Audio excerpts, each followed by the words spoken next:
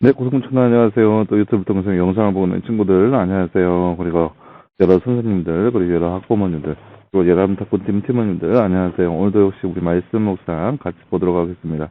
오늘 말씀은 요한복음 20장 1절에서 10절 말씀입니다. 요한복음 20장 1절에서 10절 말씀 먼저 보도록 하겠습니다. 안식 후 첫날 일찍이 아직 어두울 때 막달라 사람 마리아가 무덤에 가서 돌이 무덤에서 옮겨진 것을 보았다. 시몬 베드로와 예수께서 사랑하시던 다른 제자에게 달려가서 그들에게 말하기를 사람들이 주님을 무덤에서 가져다가 어디에 두었는지 우리가 모르겠습니다 하니 베드로와 다른 제자가 나와서 무덤으로 갔다. 둘이 함께 달려가는데 다른 제자가 베드로보다 더 빨리 달려가서 먼저 무덤에 이르러 몸을 굽혀 가는 배가 놓여 있는 것을 보았으나 들어가지는 아니하였다.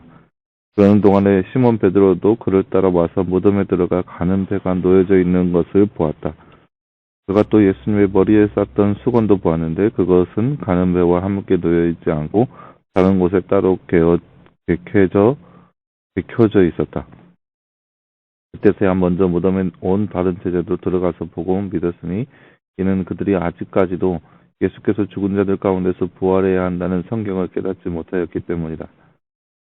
제자들이 다시 자기 집으로 돌아갔다. 아멘. 네, 사랑하는 여러분, 오늘 말씀은 예수님의 부활의 장면의 모습을, 소식이 전해지는 모습, 장면을 요한복음의 시점에서 함께 살펴보았습니다. 막달라 마리아가 빈 무덤을 보고 제자들에게 말하였고, 제자들이 깜짝 놀라 예수님의 무덤에 가서 예수님의 해가 없는 것을 확인하고 있는 그런 모습이라 할 수 있겠습니다. 다음 주제 한번 볼까요? 말씀 읽고 빈칸에 알맞는 말을 넣어 말씀을 완성하세요. 안식 후 띠띠 일찍이 아직 어두울 때 막달라 사람 띠띠띠가 무덤에 가서 띠이 무덤에서 옮겨진 것을 보았다. 오늘 말씀 1절 말씀이죠. 안식 후 첫날 일찍이 아직 어두울 때 막달라 사람 마리아가 무덤에 가서 돌이 무덤에서 옮겨진 것을 보았다. 제자들이 아직도 무엇을 깨닫지 못하고 있나요? 예수님께서 죽은 자들 가운데서 부활해야 한다는 성경을 깨닫지 아직 못했습니다. 10절 말씀이죠. 아직 예수님께서 부활하신다는 것을 깨닫지 못했습니다. 예수님이 부활하신 후 만나기 전까지 제자들은 예수님이 부활하실 것을 깨닫고 있었나요? 아니요, 전혀 모르고 있었습니다. 절망 가운데 있었습니다. 친구들은 예수님이 정말 죽으셨다가 3일 만에 부활하신 사실을 믿나요? 여러분 어떤지 한번 여러분 스스로에게 물어봤으면 좋겠습니다. 네, 사랑하는 여러분, 오늘 말씀은 예수님의 부활의 모습이 나타나 있습니다. 예수님께서 십자가에 달려 돌아가시고 3일 만에 다시 부활하는 그런 사건인데요. 막달라 마리아가 무덤을 먼저 보러 갑니다. 먼저 앞서 우리가 보았듯이 우리가 어제 보았던 마가복음에서는 막달라 마리아와 그리고 다른 마리아와 살로메 이렇게 세 여인을 말하는데 요한복음에서는 막달라 마리아 한 여자를 얘기합니다. 그리고 그 여인이 예수님의 무덤에 찾아가는데 예수님 무덤을 맡고 있던 돌이 옮겨져 있는 것을 보게 됩니다. 그래서 깜짝 놀라서 제자들에게 와서 제자들에게 이 사실을 전하게 되죠. 이 사실을 전하게 되는데 제자들이 깜짝 놀라서 예수님의 무덤을 보기 위해 나아갑니다. 오늘 말씀에 보면은 베드로와 또 예수님께서 사랑하시는 제자라고 나와 있는데 대개 요한복음에서는 사도 요한을 그렇게 표현하거든요. 예수님이 사랑하는 제자라고 그렇게 표현하거든요. 그러니까 사도 요한과 베드로가 예수님의 무덤을 보기 위해 달려갑니다. 그러고 나서 그 무덤에서 예수님을 감싸고 있었던 그런 배와 그런 것들만 놓여져 있는 것을 보게 됩니다. 그러니까 예수님의 시체는 사라지고 예수님을 감쌌던 것들만 있다는 것을 보게 되는 거죠. 그리고 나서 예수님의 시신이 없어졌다는 것을 그들이 알게 됩니다. 그들이 왜 그렇게 생각하냐면은 오늘 말씀 9절 말씀에 나타난 것처럼 그들은 아직까지도 예수님께서 죽은 자들 가운데서 살아나실 것은 그렇게 부활하실 것이라는 그 사실을 믿지 않았어요. 알지 못했어요. 예수님께서 그렇게 말씀하셨는데도 불구하고 그들은 아직도 예수님의 부활에 대해서 아무런 생각이 없는 거예요. 믿지도 않았고 일어날까라는 그런 생각도 가지고 있는 것이 바로 그들의 어, 그들의 생각이었던 거죠. 그러니까 예수님의 시신이 없었을 거니까 깜짝 놀란 거예요. 그러니까 그런 거죠. 이 생각이 굉장히 일목요연한 게 뭐냐면 우리가 지난 시간에도 보았듯이 시체가 옮겨지는 거에 대해서 로마의 대제사장과 바리새인들은 제자들이 그 시신을 옮겨갔을 것이다 라고 생각을 했을 거예요.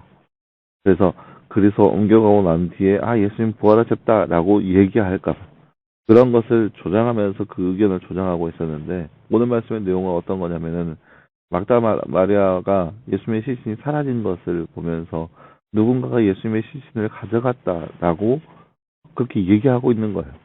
그러니까 두 사이에 이렇게 말도 안 되는 모습이 있는 거죠.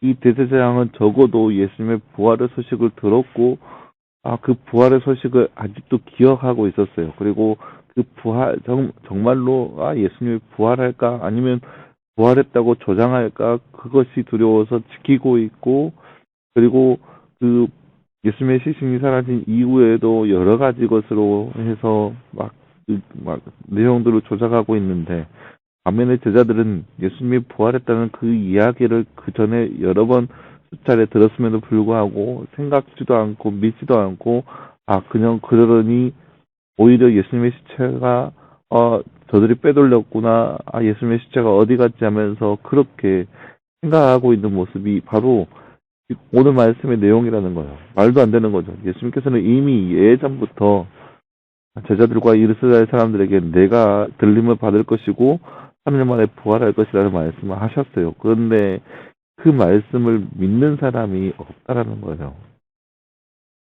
제사장들고 그 사실을 믿지 않았고 그 예수님의 제자들도 그 사실을 믿지 않았습니다. 그러니까 서로 상반되는 그런 모습 가운데 있는 거예요. 예수님의 부활에 대해서 서로가 여기는 거짓말이라고 주장하고 있고 여기는 그런 일이 있을 수 없다라고 생각하면서 절망 가운데 빠져 있는 그런 모습이 오늘 말씀의 내용이라고 할 수 있겠습니다. 10절 말씀 보세요. 제자들이 자기 제자의 집으로 돌아갔다. 만약에 예수님의 부활을 그때 당시 믿었고 예수님의 부활을 그들이 깨닫고 있다면 예수님을 찾아다녀야죠. 예수님 어디 계실까 하면서 예수님 만나려고 해야죠. 예수님이 약속하셨잖아요. 갈릴리에 가서 내가 너희를 만날 것이다. 그럼 갈릴리로 갔어야죠. 근데 그런 모습이 전혀 보이지 않는 것이 바로 그들 가운데 믿음이 없기 때문입니다. 예수님을 향하여서 그 부활에 대해서 아무런 생각이 없기 때문입니다.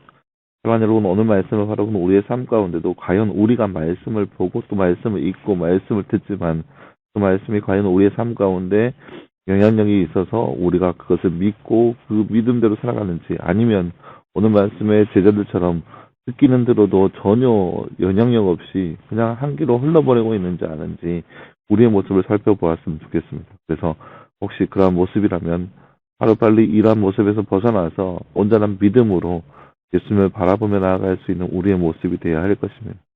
혹시 대제사장처럼 아니야 그런 일이 있을 수도 없다면서 그렇게 왜곡된 신앙으로 가지고 있는지 우리의 모습을 살펴보면서 그렇게 우리가 듣는 또 우리가 보고 읽는 그 말씀 안에 믿음으로 반응할 수 있는 저와 여러분의 모습 되기를 간절히 소망합니다. 함께 기도하겠습니다.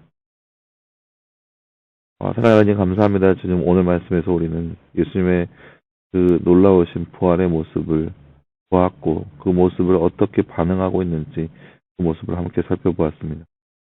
사랑하는 하나님 이 모습 가운데 수많은 사람들이 예수님의 그 부활을 믿지 않고 자기들 나름대로의 모습 안에서 왜곡하거나 또 부정하거나 또는 그 안에서 아무런 생각 없이 믿음 없이 살아가고 있는 그들의 모습을 함께 살펴보았습니다. 하나님 우리도 이처럼 그렇게 예수의 말씀을 접하고 듣기는 하였지만 믿지 못하고 있는 우리의 모습이 있는지 살펴보게 하시고 우리가 듣고 읽고 또 살펴보는 그 모든 말씀을 믿음으로 받아들이고 믿음으로 반응하며 믿음으로 모든 말씀을 실천하며 나아갈 수 있는 우리의 삶 될 수 있도록 예수님을 우리 가운데 함께하여 주시옵소서. 이 모든 말씀 감사드리며 살아계신 예수님의 이름으로 기도하였습니다. 아멘. 네, 사랑 여러분 감사합니다. 오늘 하루도 말씀으로 늘 승리하길 바라고 또 말씀 안에서 늘 하나님과 가까워 갈 수 있는 저와 여러분의 모습 되기를 간절히 소망합니다. 그럼 수고했고요. 내일도 역시 말씀 묵상으로 우리 한번 찾아보도록 하겠습니다. 여러분 수고했습니다.